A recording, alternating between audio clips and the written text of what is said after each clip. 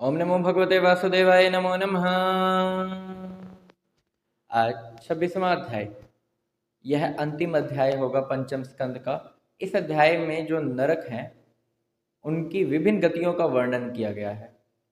जो राजा परीक्षित हैं वह पूछ रहे हैं कि यह जो कर्म है अलग अलग करने पर अलग अलग गतियां हमें क्यों प्राप्त होती हैं।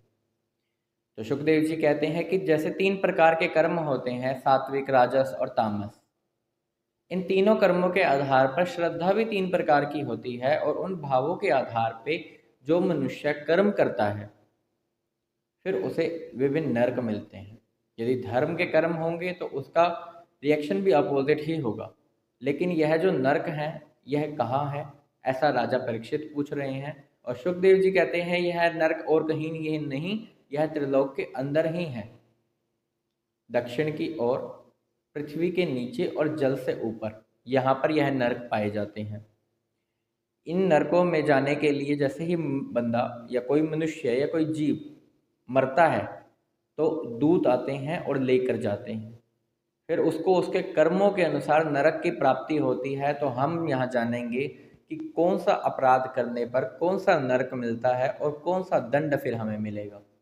और यह भागवत जी में लिखा हुआ है, 100% सत्य है। तो 28 नरकों का वैसे तो इस भागवत जी में वर्णन है, पर कई कई लोग 21 तरह के नरक भी बताते हैं। सबसे पहले हम पहले नरक की ओर जाते हैं। पहले अपराध जानिए कि अपराध क्या है। अपराध है इसका धन, संतान और स्त्री।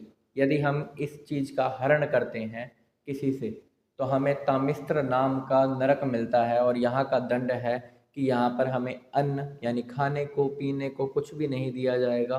डंडे अलग से मारे जाएंगे और डराया जाएगा, धमकाया जाएगा।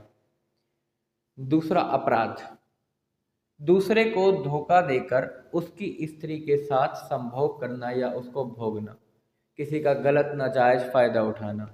इस केस के अंदर अंध तामिस्त्र नरक की प्राप्ति होती है। यहाँ पर तामिस्त्र और अंतामिस्त्र में इतना ही अंतर है कि यहाँ अंध है। अंध का अर्थात है कि शुद्ध बुद्ध खो बैठना, यानी उसे अपना ही होश नहीं रहता, इतना उसे तड़पाया जाता है। तो इसके अंदर भी भूख प्यास से तड़पाना और शुद्ध बुद्ध गवा देना, यही अंध का अर्थार्थ है इधर। तीसरा अपराध, यह शरीर मेरा है, यह मैं हूँ, ये स्त्री धन आदि मेरे हैं, मैं मेरेपन का घमंड करना। इसके अंदर रौरव नरक की प्राप्ति होती है। इसके अंदर जिन जीवों को हमने कष्ट पहुंचाया वह रूरू हो जाते हैं और कष्ट देते हैं। रूरू एक तरह का ऐसा जीव है जो सूर्य से भी ज़्यादा तपता है और उनसे ज़्यादा कष्ट देता है। तो इस अपराध पर रौरव नरक नरक की प्राप्ति होती है। अगले अपराध की ओर बढ़ते हैं। अपने शरीर से मतलब रखना, यानी कि अपने शरीर से ही मतलब है, हमें दूसरों को परवाह ही नहीं कि कौन क्या कर रहा है, कौन क्या खा रहा है, कौन क्या पी रहा है, लेकिन हमारा पालन पोषण प्रॉपर होना चाहिए, बिल्कुल सही होना चाहिए। तो उसके लिए जो नरक की प्राप्ति होती है वह है महारौरव। यहाँ पर जो रूरू जीव हैं ये वो हो जाएंगे जो कच्चा मांस तक खाते हैं। तो कच्चा मांस चबाने वाले रूरू जीव कष्ट देंगे उस जीव को जो इस तरह का अपराध करता है। उसके बाद अगला अपराध, 5वां अपराध, अपने पेट के लिए किसी जीव की हत्या कर देना, यानी कि किसी पशु पक्षी किसी को मार देना, रांध देना। उसके लिए जो नरक है वह है कुंभी पाक। इसके अंदर खोलते हुए तेल के अंदर तल दिया जाता है उस जीव को जो इस तरह का अपराध करता है, किसी और जीव की हत्या कर अपना पेट भरता है। और छठा, माता पिता, ब्राह्मण और वेदों से विरोध, के वेद यह सब ठीक नहीं है, या ब्राह्मण को कुछ बोलना, या माता पिता से ही विरोध करना, माता पिता को उकसाना, पीटना, तंग करना। जब जब उनका विरोध होगा तो ऐसे समय में हमें ये वाला नरक मिलेगा, काल सूत्र। काल सूत्र नरक के अंदर जो जमीन होती है वह तांबे की होती है। उस तांबे की जमीन के ऊपर तो सूर्य होता है जो कि हर समय वहां पर तपाता रहता है उस भूमि को, और नीचे अग्नि जल रही होती है, वह भी तपाती रहती है। और उसके ऊपर उस जीव को छोड़ दिया जाता है और वह उसके ऊपर तड़पता रहता है। भूख प्यास से भी उसे तड़पाया जाता है और जितने उसके शरीर के अंदर रोम है उतने हजारों वर्षों की उसे सजा दी जाती है। सातवां, पाखंड पूर्ण धर्म का आश्रय लेना, यानी कि पाखंड दिखाना, धर्म के राह पर नहीं चलना। और पाखंड दिखाएंगे जो लोग वो जाएंगे असी पत्र वन, इस नरक के अंदर। इस नरक के अंदर जानिए कि क्या दंड मिलेगा। कोड़ों से तो पीटा जाएगा और तब तक पीटा जाएगा जब तक वह मूर्छित ना हो जाए, यानी बेहोश ना हो जाए। आठवां अपराध, और इसका नरक क्या है वह जानते हैं। तो जो आठवां है उसमें राज कर्मचारी होकर किसी निरपराध को यानी किसी निर्दोष को दंड दे देना, उसको कष्ट पहुंचाना। ऐसे में जो नरक मिलता है वह सूकर रूप नरक के नाम से जाना जाता है। इस नरक के अंदर अंगों को कुचला जाता है कि जब तक वह व्यक्ति बेहोश ना हो जाए। ऐसे कुचला जाता है कि जैसे कि पशु, कोई भारी पशु किसी गन्ने के ऊपर उसको रौंद के चला जाए, इतना कुचला जाता है उस मनुष्य को, उस जीव को। खटमल आदि जीवों की हिंसा नौवां अपराध। खटमल आदि छोटे छोटे जीव होते हैं, भगवान ने उनकी वृत्तियां ही ऐसी बनाई हैं कि अगर उनको खून चूसना आता है तो उनकी वृत्ति ही यही है, उनका तो कार्य ही वही है, उनका तो पालन ही वही है। लेकिन वह देखकर हम उन्हें दंड दे, उनको मौत दे, ये गलत है। तो अगर हम ऐसा करते हैं तो हमें यह नरक मिलता है अंधकूप।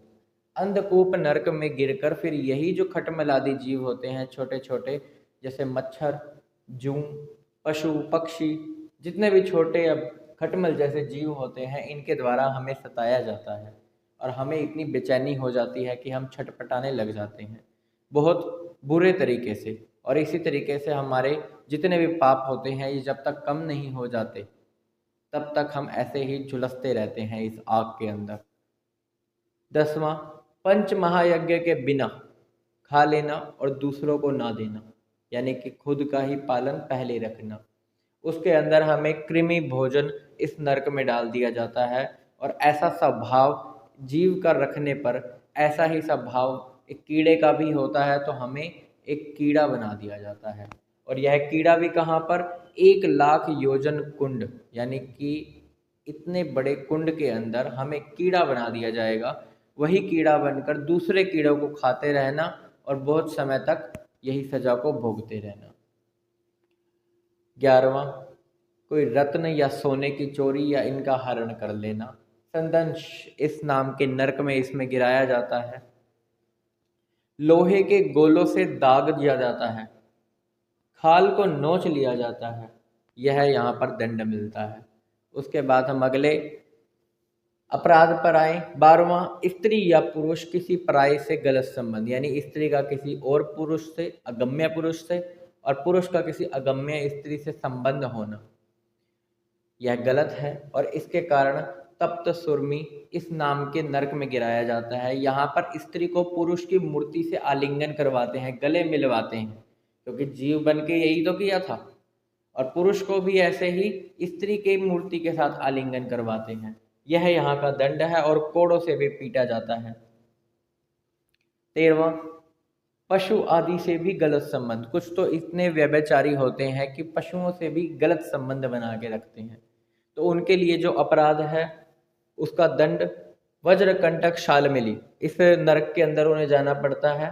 यहाँ पर वज्र के समान एक पेड़ से उन्हें उल्टा लटका दिया जाता है रस्सी के द्वारा, और उस रस्सी को नीचे की ओर वह खींचते हैं और वह ऊपर की ओर, फिर नीचे, फिर ऊपर, और वह कड़क वज्र के समान कांटों वाला पेड़ होता है जिससे उसको कष्ट होता है, और यह कष्ट उसे सहना ही पड़ेगा क्योंकि जीव बनकर उसने ऐसे ही कर्म करे हैं।